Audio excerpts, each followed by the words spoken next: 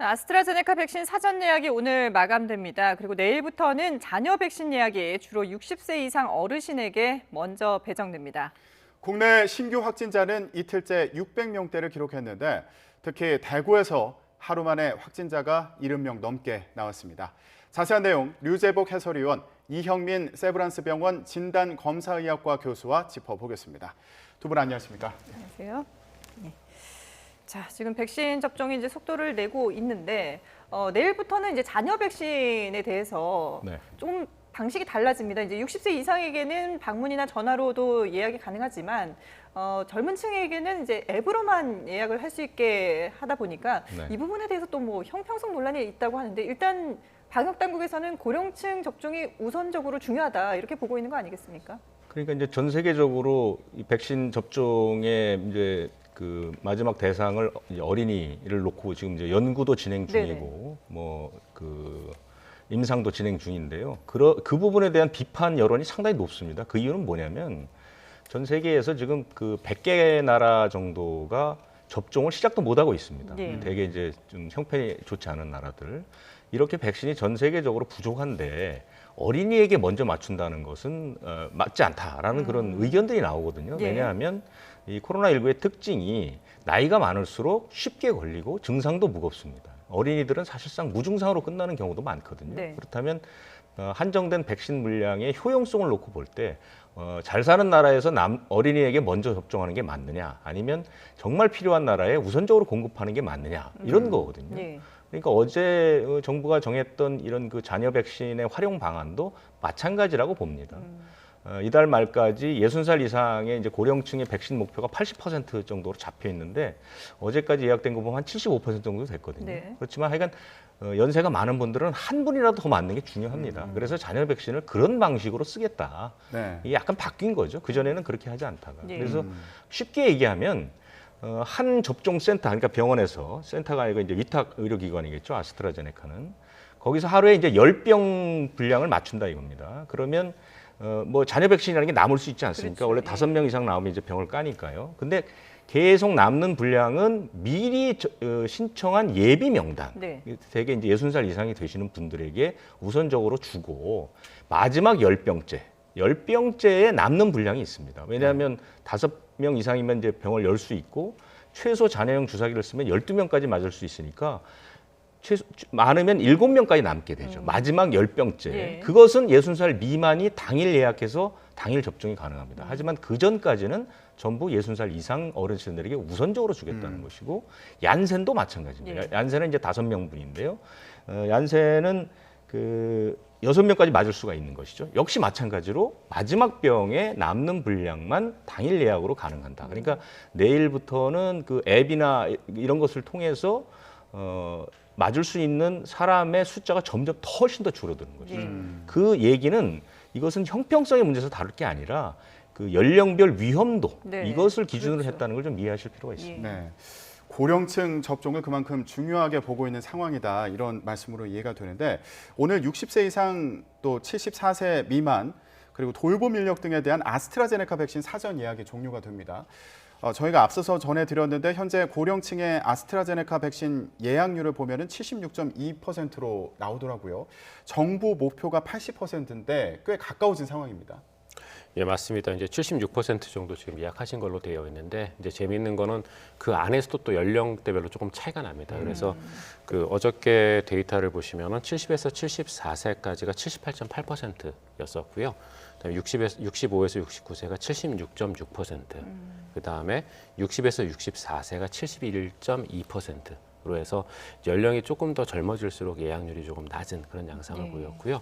어쨌건 그래도 거의 한 76% 이제 가깝게 예약을 하셨기 때문에 아마 정부의 목표에 거의 근접했다라고 생각은 됩니다. 근데 만약에 이제 지금 그래도 불구하고 이제 일부 예약 안 하신 분들이 한 20% 지금 가깝게 있는 건데요. 근데 이분들 같은 경우에는 원칙대로라면은 이제 10월 이후에나 이제 접종이 가능한 상황이 됩니다.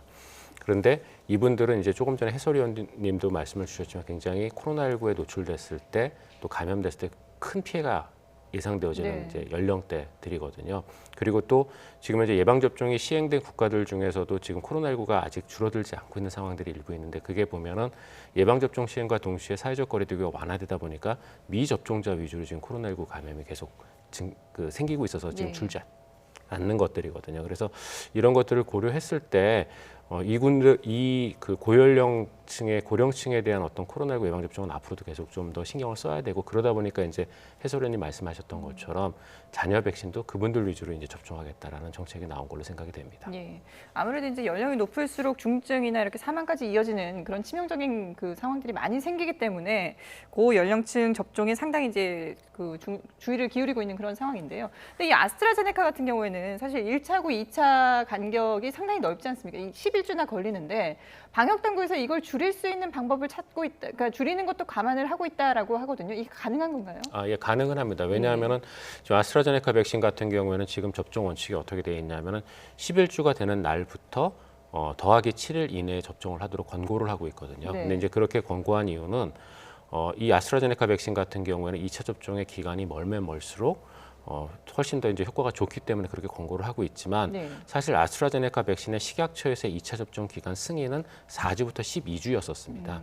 그러다 보니까 이제 제일 효과가 좋은 11주부터 마지막에 되는 12주가 되는 날까지 접종을 하는 건데 식약처 승인 사항은 사실은 4주부터 12주까지 났기 때문에 11주 이전에도 맞을 수가 있거든요. 네. 그래서 본인의 어떤 접종, 어떤 여러 가지 이제 개인적인 사정 때문에 예를 들어 뭐 장기 입원이 필요한다든가 이런 개인적인 사정 때문에 11주가 되는 날에 맞지 못하는 경우는 8주까지도 땡길 수가 있습니다.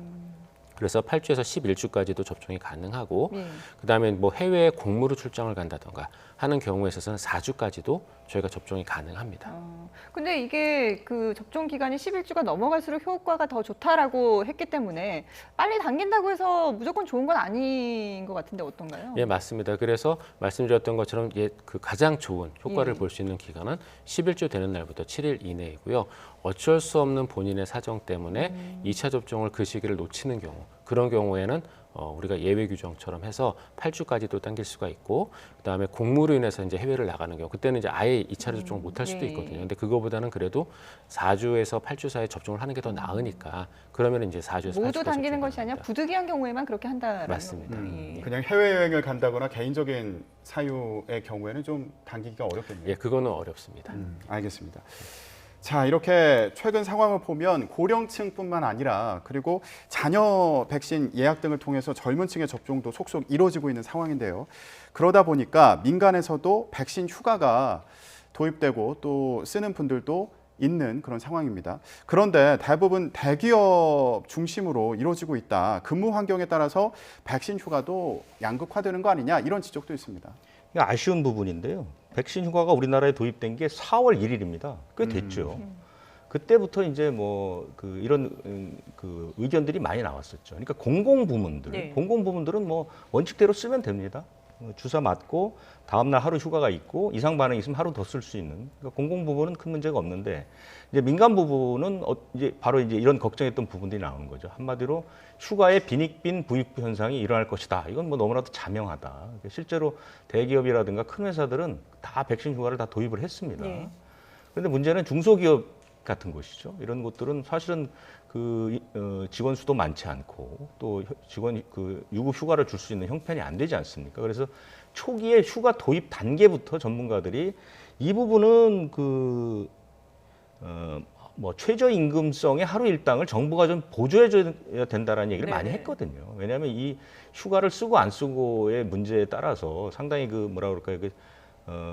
형평성 문제가 나올 수 있기 때문에 그렇다고 해서 민간 업체에게 강제할 수도 없는 것 아닙니까? 그래서 지금 이제 그런 일이 벌어지고 있는데요.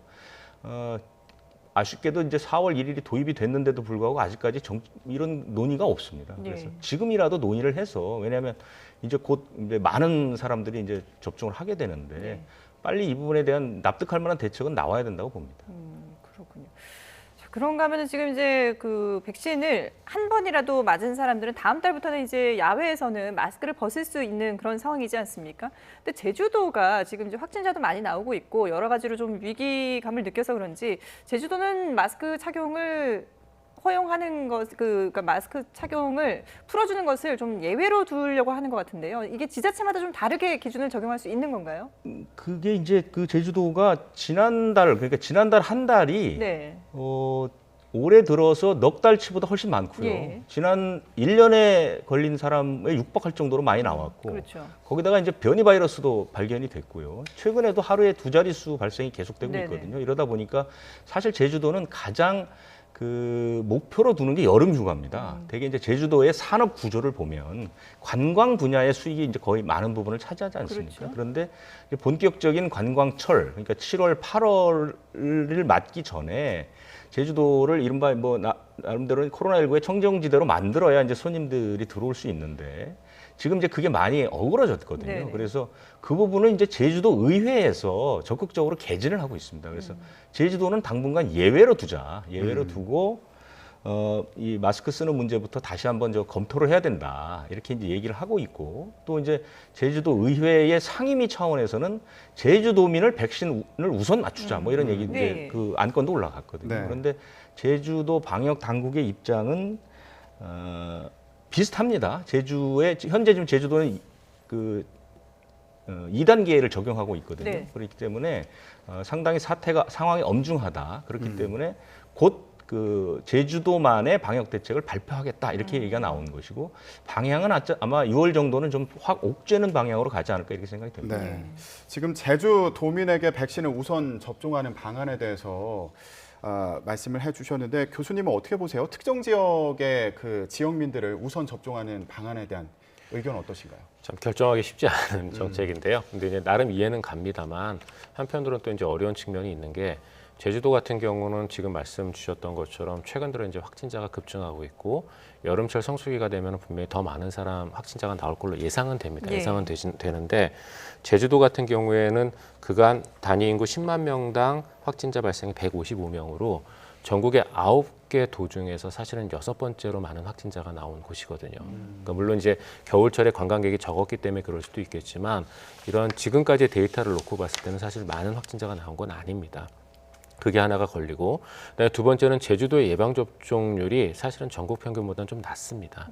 근데 만약에 제주도 의회가 얘기한 것처럼 효과를 보기 위해서는 적어도 제주도 전체 인구의 80% 정도는 아마도 예방접종을 맞아야지만요 이런 효과가 나올 텐데 네네. 지금 제주도의 그 예방접종률이 그렇게 좋지 않은 상황에서 이런 우선권을 준다는 게 과연 어떤 효과가 있을지는 잘은 모르겠습니다. 그래서 이 두 가지를 고려했을 때 제주도의 어떤 입장이 다른 거는 충분히 이해가 가지만 아마 이런 것들에 대한 좀 합의가 좀 있어야지 그래야 이 정책이 시행될 수 있을 걸로 생각이 됩니다. 예. 그리고 이게 제주에서 만약에 이것이 통과된다고 한다면 또 다른 지역에서도 우리도 우선권을 달라라고 주장하는 지역들이 나올 수 있지 않겠습니까? 예, 맞습니다. 해수욕장을 운영하는 대부분의 지역, 예. 특히 여름휴가 같은 경우에는 강원도도 되게 많이 가시거든요. 그렇죠. 그다음에 강원도 같은 경우도 당연히 그런 정책을 요구할 거고요. 그래서 그런 부분이 진짜 좀 합의가 돼야지만 이 정책이 가능하지 그렇지 않고서는 아마 제가 보기에는 어려울 가능성이 높다고 생각을 합니다. 지금 말씀하신 것처럼 제주뿐만 아니라 이제 여름철이 되면 해수욕장에도 사람들이 많이 몰릴 텐데 어제 방역 당국이 뭐 관련 그 발표를 했습니다마는 해수욕장에서 체온을 판단할 수 있는 스티커를 나눠준다고 해요. 이게 어떤 건가요? 그 지난해 그 해수욕장을 찾은 사람들이 2019년에 40%밖에 되지 않았습니다. 예. 그러니까 해수욕장을 많이 안 찾았다는 얘기인데 올해는 뭐 상황도 조금 달라지고 7월부터 이제 접종자들은 마스크를 벗어도 되니까 네. 아마 해수욕장을 찾는 사람들이 많을 것 같아요. 그래서 지난해보다 훨씬 많은 아이디어들이 나왔습니다. 총 7가지 대책이 나왔는데 그중에 4가지는 지난해 했던 대책 가운데 이제 효용성이 좋았던 것을 좀 확대하는 것이고 네. 3가지는 새로 나왔는데요. 새로 나온 것 중에 하나가 이제 첫 번째는 안심콜이라고 해서 우리 식당 가면 왜 전화 걸면 바로 자기 위치 네. 자동으로 나오는 거 있지 않습니까? 그러니까 지금 뭐냐면 해수욕장 같은 것은 아침에 이제 문을 열게 되면 한꺼번에 많은 사람들이 몰릴 가능성이 높잖아요. 네. 그렇게 되면 뭐 체온을 재니 신분을 증명해야 하니까 줄을 쫙 쓰고 이게 이제 오히려 감염 위험이 있으니까 이 전화를 통해서 하는 안심콜이라는 게 있을 수 있고요. 좀 전에 말씀하신 것처럼 체온 스티커라고 몸에 붙이면 37.5도 이상이 되면 색깔이 변합니다. 그러니까 이걸 붙이고 다니면 이게 아마 한 이틀 정도를 붙일 수 있는 모양이에요. 네. 그러니까 이제 해수욕장 들어오시는 분들한테 하나씩 붙여놓으면 예. 이제 나름대로 체온을 본인뿐만 아니라 외부에 알릴 수 있는 그런 효과가 있는 것이죠. 그래서 스티커 붙이는 게 있고요. 그다음에 이제 안심 손목 밴드 같은 경우는 그 놀이공원에 그 놀이 시설 이용권하고 같은 겁니다. 그러니까 규모가 좀 작은 해수욕장에 들어갈 때 처음에 체온을 재서 손목 밴드를 해주면 예. 주변 식당에 가도 안 재도 되는 거죠. 예. 그러니까 이 밴드만 차고 있으면 네. 나는 코로나19에 감염이 안 됐다는 표시가 되기 때문에 한 번만 검사하면 그 주변 일대를 다 이용할 수 있는 이런 방식이 이제 아이디어들이 들어왔고 예. 그다음에 이제 기존에 있었던 것 중에 뭐 온라인 신호등이라고 지난해 왜 한 50개 정도 큰 곳에 이제 인터넷 들어가 보면 빨간색, 네, 녹색 네. 뭐 이런 게 나오지 않습니까? 이런 것들이 아마 이번에는 전국에 있는 해수욕장으로 다 확대가 되는 것 같아요. 그러니까 혼잡도를 알아볼 수 있는 거죠. 그렇죠. 네. 그래서 미리 알아보고 예. 이거 혼잡한 곳은 피할 수 있는 방식이 있는 것이고 그다음에 이제 뭐 사전 예약제 같은 거 이런 것도 지난해는 몇 개 해수욕장만 했는데 이번에는 상당히 50군데 넘게 이제 사전에 예약을 해서 예약된 사람만 들어갈 수 있게 네. 하는 방식. 그다음에 뭐 한적한 해수욕장을 선정한다든가 그리고 이제 한 가지 절대로 잊으면 안 되는 것은 규모가 큰 해수욕장은 음식이라든가 음주가 금지입니다. 그거를 꼭 아셔야 됩니다. 그러니까 해수욕장에 바닷가 가면 왜 뭐 이렇게 저녁 때 같이 술도 네네. 마시고 하지만 그것은 큰 해수욕장에서는 올해도 금지다. 이 부분을 꼭 아셔야 될 것 같습니다. 교수님, 이건 좀 사소한 질문일 수도 있겠는데 이게 새로 도입되는 제도니까요. 우리가 밖에 있다가 건물에 들어갈 때 체온을 재면 또 높게 나오는 경우도 있지 않습니까? 실외에 오래 있다 보면.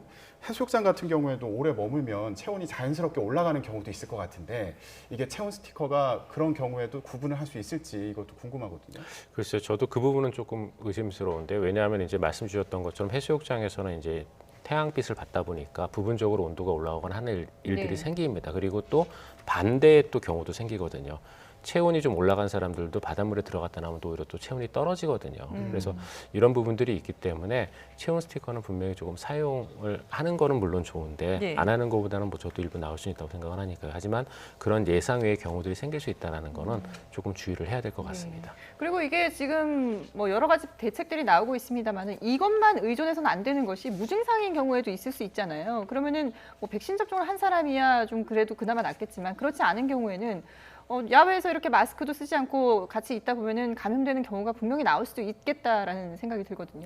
네, 맞습니다. 그런 염려도 있습니다. 예. 체온에 대한 거는 제가 이제 체온 스티커 말씀도 드렸지만 사실 코로나19 확진자 중에서 체온이 37.5도 이상으로 상승하는 경우는 초기 입원 당시에 보면은 전체의 대략 한 30-40% 정도밖에 안 되거든요. 그래서 오히려 37.5도 미만을 보이는 경우가 훨씬 더 많기 때문에 네. 그런 것도 저희가 예외를 봐야 되고 그다음에 이제 말씀하셨던 것처럼 무증상자 같은 경우도 있고 하기 때문에 저희가 해수욕장이라고 해서 반드시 이제 안심하시면 안 되고 이런 여러 가지 정책을 쓰더라도 네. 개인 방역이나 이런 부분들은 분명히 더 신경을 쓰고 지켜야 될 걸로 생각이 됩니다. 교수님, 그러면 간단하게 그 해수욕장에서 챙겨야 될 개인 방역 수칙이 일단 뭐가 있는지 좀 짚어주시죠. 일단 제일 중요한 거는 이제 말씀 주셨던 것처럼 마스크가 일단 제일 중요하겠죠. 그래서 저희가 이제 뭐 해수욕 바다에 들어가거나 이런 경우에 있어서는 분명히 마스크가 어려울 수는 있을 겁니다. 하지만 그렇지 않은 경우에 있어서는 마스크를 가급적이면 뭐 저 해변가에 앉아서 구경을 한다거나 하는 경우에는 이제 쓰실 거를 권장을 드리고 싶고요. 그다음에 또 한 가지 중요한 거는 이제 해설위원님 말씀 주셨던 것처럼 음식 취식에 대한 부분. 이분은 다시 한 번 더 이제 강조를 드리고 싶습니다. 그래서 그런 부분들은 좀 반드시 지켜주셨으면 좋겠고, 그다음에 해수욕장 안에서도 사회적 거리두기, 가급적이면 옆에 있는 분들이나 이런 분들하고는 최소한 한 2m 정도 거리를 충분히 띄우고 자리를 잡으시도록 그렇게 좀 권장을 드리고 싶습니다. 예, 알겠습니다. 자, 이렇게 이제 여러 가지 방안들이 나오고 있습니다. 확진자 수가 좀 확연하게 줄어든다면은 우리가 올 여름에는 좀 여유 있게 보낼 수 있지 않을까 싶은데 아직까지 안심할 수 없는 것이 아직도 신규 확진자 수가 600명대를 유지하고 있거든요. 어떻게 봐야 될까요? 뭐 주간 발생 추이라고 이제 말씀드리는 네네. 그런 그 공식은 따라가고 있는 것 같은데, 그러니까 지난달 중순, 그러니까 5월 12일부터 18일까지 하루 평균 발생이 628명입니다. 지난주에 525명, 그러니까 예. 100명이 준 거죠, 하루에. 그러니까 전체적으로 추세 자체는 조금씩 내려가고 있다는 것은 맞는 것 같습니다. 그러니까 요일마다 편차는 있지만 전체적인 흐름은 아주 완만하게 하향세로 가고 있다, 이렇게 평가할 수 있는 것이고, 네. 뭐 후행 지표들은 뭐 말씀드릴 필요가 없지만 선행 지표로 볼 수 있는 이동량 같은 경우도 5월 중순에 한번 좀 떨어진 후에 계속 뭐 조금씩 오르고 내리고 주로 내려가는 추세. 그렇기 때문에 큰 문제는 없을 것 같은데요. 네. 문제는 돌발 집단 감염 문제가 있고 지역별로 이제 걱정되는 지역들, 그렇죠. 뭐 대구 같은 지역이 지금 상당히 걱정되지 않습니까? 네. 이런 것들이 이제 해결해야 될 과제로 보입니다. 네. 교수님, 지금 대구에 대한 그 우려사안을 짚어주셨는데 대구는 유흥주 전발 확산이 계속되고 있지 않습니까? 예. 근데 이 지역 안에서 기존 바이러스보다 전파력이 높은 알파 변이가 우세하게 작용했을 가능성에 대해서도 언급되고 있습니다. 어떻게 보시나요? 뭐 저도 가능성이 있다고 생각을 합니다. 이제 이틀 전부터 이제 변이명이 바뀌었죠. 이제 지역명을 쓰지 않도록 바뀌어서 이제 알파 변이라면 이제 영국에서 유래한 변이를 저희가 얘기를 하는데요. 이 변이 같은 경우에는 기존의 코로나19에 비해서 그 전파를 그러니까 감염력이 한 70% 정도 높은 게 특징이다라고 알려져 있습니다. 그래서 국내에서도 지금 전파 속도가 너무 이제 심하게 빠르거나 이런 경우는 이제 알파 변이를 고려하는 경우들이 지금 많은데요. 지금 대구의 감염은 어떤 감염이냐면은 부산에서 시작됐던 알파 변이가 울산 지역을 거쳐서 유흥시설을 통해 유입된 지금 사례거든요. 그러다 네. 보니까 아마도 지금 이제 대구 이 시내에서 이루어지고 있는 대구 권역 내에서 이루어지고 있는 감염들은 이 유흥주점 중심의 감염이다라면 그러면 아무래도 알파 변이일 가능성이 저는 굉장히 높다고 생각을 합니다. 그렇군요.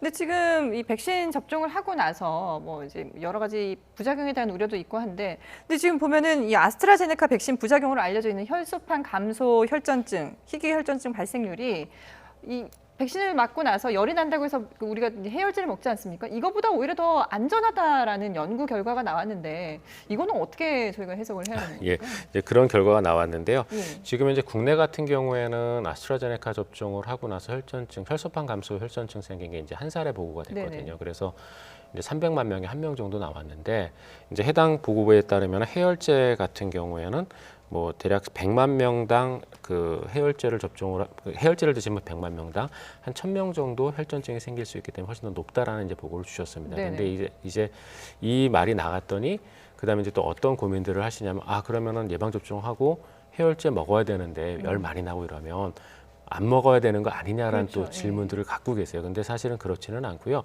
이 데이터는 그만큼 이제 아스트라제네카 백신을 예방 접종을 하고 나서 생기는 혈전증의 비율이 적다라고 네네. 보시는 게 맞을 것 같고 이런 해열제를 통한 혈전증 같은 경우에는 빈도 자체는 높지만 혈전증의 정도나 이런 것들이 그렇게 많이 심한 건 아니거든요. 그리고 아스트라제네카 예방접종 같은 경우에 있어서는 분명히 예방접종 1차 접종 후에 대략 한 20에서 30% 정도까지도 38도 이상의 고열을 보여주는 경우들이 생깁니다. 그래서 그런 분들의 경우에서 굉장히 과도한 면역 반응이 나타나는 거기 때문에 그런 경우에는 반드시 저는 이제 해열 진통제 드시라고 말씀을 드리고 싶고요. 다만 사전에 미리 드시는 거는 그거는 조금 지양하는 게 좋다고 생각을 합니다.